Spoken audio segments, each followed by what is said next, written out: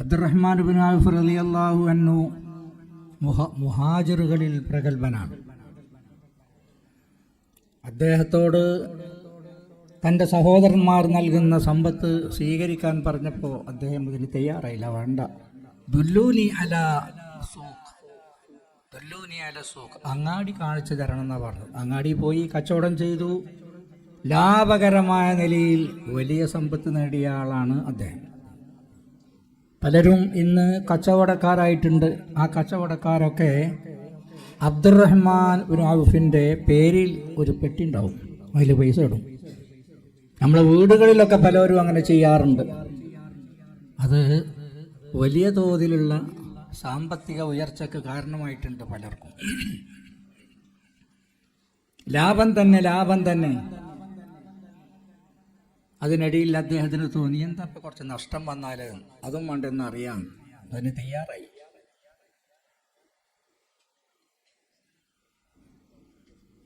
ബഗ്ദാദിലേക്കാണോ നീ ഈത്തപ്പഴം കയറ്റുന്നത് എന്ന് പലരും പറയാറുണ്ട്. ഈത്തപ്പഴം ധാരാളമുള്ള പ്രദേശമാണ് ബഗ്ദാദ്. യൂഫ്രട്ടീസ് നദിയും ടൈഗ്രീസ് നദിയും രണ്ടും വേറെ വന്ന് രണ്ടും ഒന്നായി ജോയിൻ്റായി. എന്നിട്ട് പിന്നെ ലോകത്തെ ഏറ്റവും വലിയ വെള്ളശേഖരമുള്ള സ്ഥലമാണ് ഷാറ്റൽ അറബ് എന്ന അറബിയിൽ പറയുന്നത്. ഷാറ്റൽ അറബ്, ഷത്തുൽ അറബ് എന്നാണ് അതിന് അറബി ഭാഷയിൽ പറയാം. അങ്ങനെ ആ മേഖലയിൽ നിന്നുണ്ടാകുന്ന ഈത്തപ്പഴം വളരെ പ്രധാനമാണ്. അവിടേക്കാണ് അദ്ദേഹത്തിൻ്റെ ഈത്തപ്പഴവുമായി കച്ചവട സംഘത്തെ അയക്കണം. അത് പലരും ചോദിച്ചു, ഇതെന്തിനാണ്?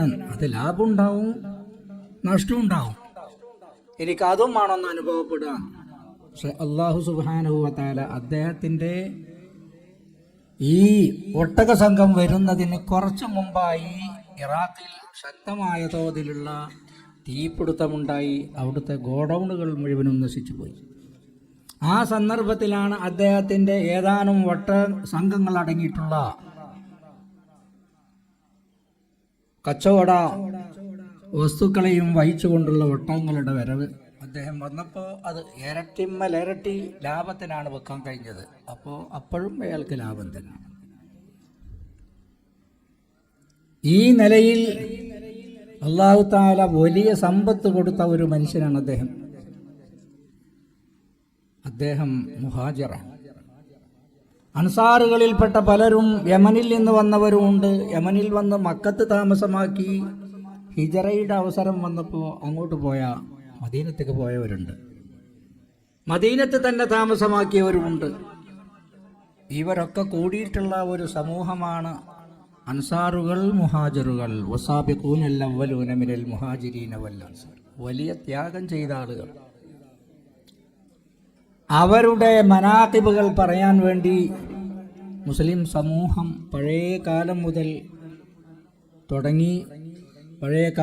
മുതൽ തുടങ്ങിയതാണ്. ഇന്ന് ബദർ യുദ്ധം കഴിഞ്ഞതിന് ശേഷവും ബദരീങ്ങളുള്ള രാജ്യങ്ങൾ എവിടൊക്കെയുണ്ടോ അവിടങ്ങളിലൊക്കെയുള്ള ആളുകൾ ഇവരുമായുള്ള മഹബത്ത് കാണിച്ചു, അവരുമായുള്ള സ്നേഹം പങ്കുവച്ചു. അങ്ങനെ ലോകത്തുള്ള എല്ലാ ആളുകളും ബദരീങ്ങളെ സ്നേഹിക്കുക, ബദരീങ്ങളെ ഇഷ്ടപ്പെടുക എന്ന വിഷയം. അതനുസരിച്ച് നമ്മുടെ നാട്ടിലും മജ്ലിസുൻ നൂർ, പ്രകാശത്തിൻ്റെ സദസ്സ് നൂർ, അത് ബഹുമാനപ്പെട്ട നമ്മുടെ നേതാവ് സയ്യിദ് ഹൈദർ അലി ശിഹാബ് തങ്ങളാണ് അതിൻ്റെ പുതിയ രൂപം നൽകിയത്. അങ്ങനെ ആ ദിക്ർ ചൊല്ലാൻ വേണ്ടി സദസ്സുകൾ ഉണ്ടാക്കി, കോളേജിലുണ്ടാക്കി, ജാമിയ നൂരിയിൽ. ആദ്യമൊക്കെ കുറച്ച് 2000 ആളൊക്കെ ഉണ്ടായി. പിന്നെ 2000 പോയി, 12000 ആയി, 20000 ഭക്ഷണം ഉണ്ടാക്കിയതൊന്നും തികയാതെ പോയി. കഴിഞ്ഞ കൊല്ലമൊക്കെ പങ്കെടുത്തത് 1,00,000 ആളുകളാണെന്നാണ് പറയപ്പെടുന്നത്. ഭക്ഷണം പലതും ഉണ്ടാക്കി, ആളുകളിലേക്ക് എത്തിക്കുന്നതിലെ തിരക്കുണ്ട്. അവരുടെ മഹബത്ത് നിലനിർത്താനായിട്ട് എല്ലാ സ്ഥലങ്ങളിലും മജ്ലിസ് നൂർ നടക്കുന്നുണ്ട്. കേരളത്തിൽ മാത്രമല്ല, ഇന്ത്യക്ക് പുറത്ത്. ആസ്ട്രേലിയയിൽ ഞങ്ങൾ പോയപ്പോൾ അവിടെയുണ്ട് മജ്ലിസുൻ നൂർ. അവിടെയുണ്ട്. മലയാളം അറിയില്ല, ഒരു ഇംഗ്ലീഷാ സംസാരിക്കുക. പക്ഷേ അറിയുന്ന മലയാളം നമ്മൾക്കൊക്കെ പരിചയമുള്ളതാ. ഞങ്ങളുടെ തമ്പുരാനെ എന്ന് പറഞ്ഞിട്ട് അവർ തൗബ നടത്താറുണ്ട്. നാട്ടിലൊക്കെ ഉണ്ടല്ലോ തൗബ ചൊല്ലിക്കൊടുക്കല്, അത് ഓൽക്കറിയാം. അതുപോലെ ഏതോ വാപ്പപ്പാപ്പാരായിട്ട് വന്ന് കൂടിയ ആളുകൾ ഇപ്പോഴും നടത്തുകയാണ് തൗബ. കുത്തുബിയത്ത് അവിടെ ഉണ്ട്. ഷെയ്ഖ് റിഫായി തങ്ങളുമായുള്ള വലിയ ആദരവ് കാണിക്കുന്ന ആളുകളും ആ നിലക്കുള്ള തവസ്സുലിന്റെ കാര്യങ്ങൾ ചെയ്യുന്നവരും അവിടെ ഉണ്ട്. എത്ര അകലം ആസ്രയിലേക്ക് 10 മണിക്കൂർ നേരം സിംഗപ്പൂരിൽ നിന്ന് കഴിഞ്ഞ പ്രാവശ്യം ഞങ്ങൾ പോയപ്പോൾ, അതിന്റെ മുമ്പത്തെ പ്രാവശ്യം പോയപ്പോൾ തായ്വാനിൽ നിന്ന് ആസ്രയിലേക്ക് 10 മണിക്കൂർ 11 മണിക്കൂർ നിൽക്കാതെ പോകണം. അവിടെ കത്താൻ പിന്നെയും വേണം 5-6 മണിക്കൂർ. ഈ നിലക്കുള്ള വിധു ലോകത്തിന്റെ അങ്ങേയറ്റത്ത്. അവിടെ ചെന്ന് നോക്കുമ്പോൾ അവിടെയുണ്ട് മജ്‌ലിസുന്നൂർ, അവിടെയുണ്ട് മങ്കൂസ് മൗലൂദ്, അവിടെയുണ്ട് നമ്മളിവിടെ ചൊല്ലിക്കൊടുക്കാറുള്ള തൗബ. ഒരു മനുഷ്യന്റെ മനസ്സ് ശുദ്ധീകരിക്കാൻ ആവശ്യമാണ്. ജാമിയ നൂരിയുടെ ഒരു ജൂനിയർ കോളേജ് നമ്മൾ തുടങ്ങി. അവിടെ ഓൽക്ക് വേണ്ടത് ഷെയ്ഖ് ജീലി, അദ്ദേഹം മദീനക്കാരനാണ്. പക്ഷെ മദീനക്കാരനാണെങ്കിലും ആഫ്രിക്കയിലും മറ്റ് പടിഞ്ഞാറോട്ടുള്ള രാജ്യങ്ങളിലൊക്കെ ധാരാളമായി പ്രവർത്തിക്കുന്ന ഇസ്ലാമിക ദഅവത്ത് ജനങ്ങൾക്ക് പഠിപ്പിച്ചു കൊടുക്കുന്ന ഒരു മഹാനാണ്. നമ്മുടെ സമ്മേളനത്തിൽ ഏത് വലിയ സമ്മേളനം ഉണ്ടെങ്കിലും വരും, ജാമ്യയിലുള്ള സമ്മേളനങ്ങളിൽ വരും. ഈ പ്രാവശ്യവും വരാൻ വേണ്ടി തയ്യാറായിട്ടുണ്ട് ഷെയ്ഖ് ജീലി. മദീനത്താ രാജ്യം, പക്ഷെ അദ്ദേഹം ആഫ്രിക്കയിലുണ്ട്. ആഫ്രിക്കയിൽ 20 ഏക്കർ സ്ഥലം ജാമിയ നൂരിയുടെ ഒരു ജൂനിയർ കോളേജ് തുടങ്ങാൻ വേണ്ടി അദ്ദേഹം അവിടെ തയ്യാറാക്കി. അതിന്റെ ഉദ്ഘാടന കർമ്മം നിർവഹിക്കപ്പെട്ടു. സയ്യിദ് സാദിഖ് അലി ശിഹാബ് തങ്ങളും ഞങ്ങളെ കൊണ്ട്, സയ്യിദന്മാരിൽ പലരുമുണ്ട്. അവിടെ വെച്ച് ജാമിയന്റെ ഒരു ജൂനിയർ കോളേജ്. ഓർക്ക് വേണ്ടത് എന്താന്ന് വെച്ചാൽ ഈ മങ്കൂസ് മൗലിദ് വേണം, ഹദ്ദാദ് വേണം, അങ്ങനത്തെ ആളുകളൊക്കെയാണ് ദീനീ ദഅവത്തിന് വേണ്ടത് എന്നാണ് അവർ മനസ്സിലാക്കിയത്. അതിനാണ് പ്രവർത്തിച്ചത്. നമ്മളിവിടെ നടത്തുന്ന ഈ സദസ്സുകളൊക്കെ സുന്നത്ത് ജമാഅത്തിന്റെ ഒറിജിനൽ സ്വഭാവം നിലനിർത്താൻ വേണ്ടിയാണെന്ന് മനസ്സിലാക്കിയിട്ടുള്ളവരാണ് ആഫ്രിക്കയിലെ നൈറോബിയിലുള്ളവർ, അതുപോലെ അതിൻ്റെ തെക്കും വടക്കും ഉള്ള ആളുകൾ.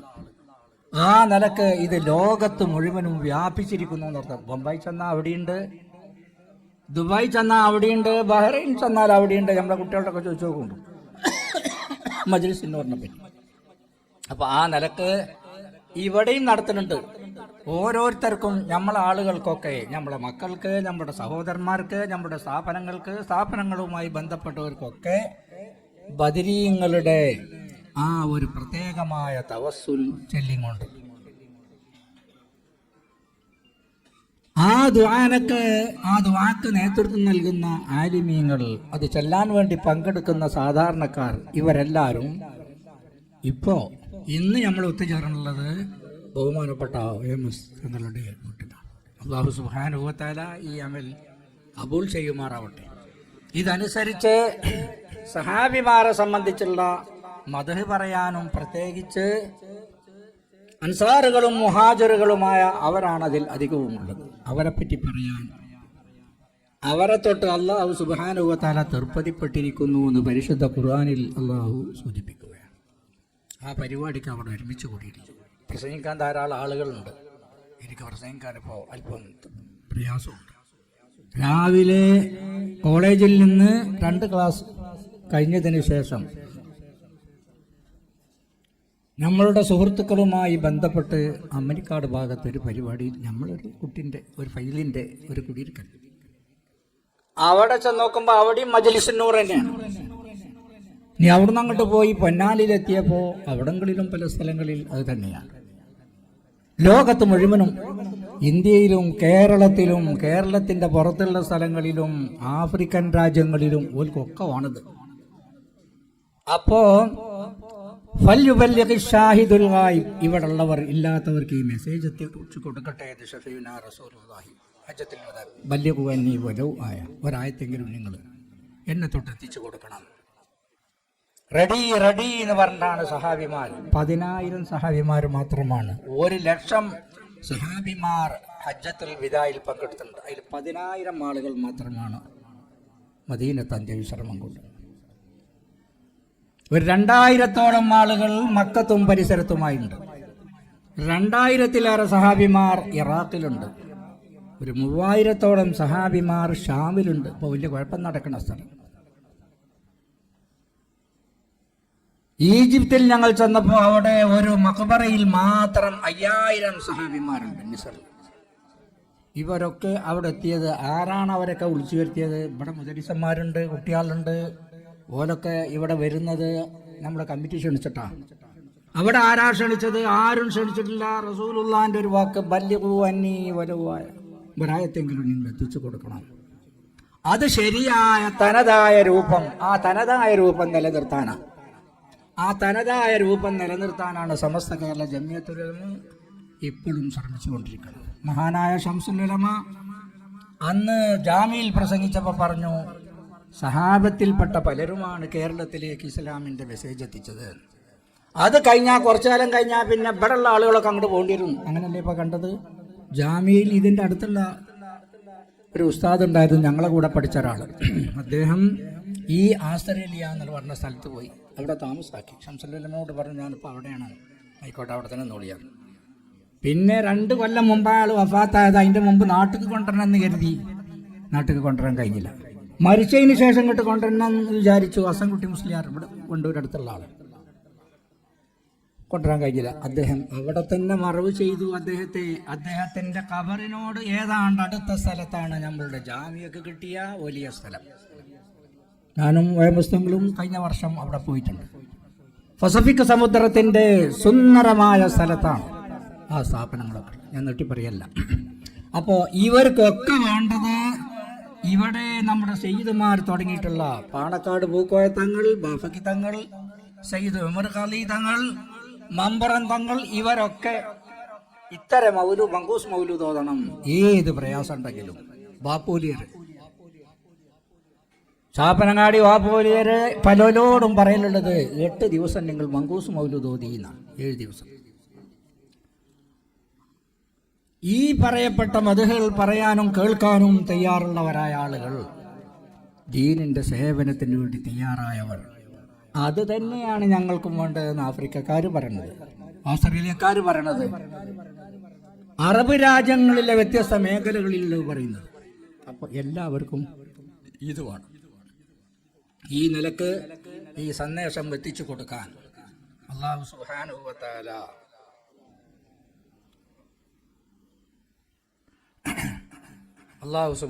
തആല ഖൈർ നൽകുമാറാവട്ടെ, തൗഫീഖ് നൽകുമാറാവട്ടെ എന്ന് ദുആ ചെയ്തുകൊണ്ട് ഞാൻ എൻ്റെ വാക്കുകൾ ഉപസംഹരിക്കുന്നു. ബിസ്മില്ലാഹിർ റഹ്മാനിർ റഹീം എന്ന് ചൊല്ലി ഈ യോഗം ഉദ്ഘാടനം ചെയ്തതായി പ്രഖ്യാപിക്കുന്നു.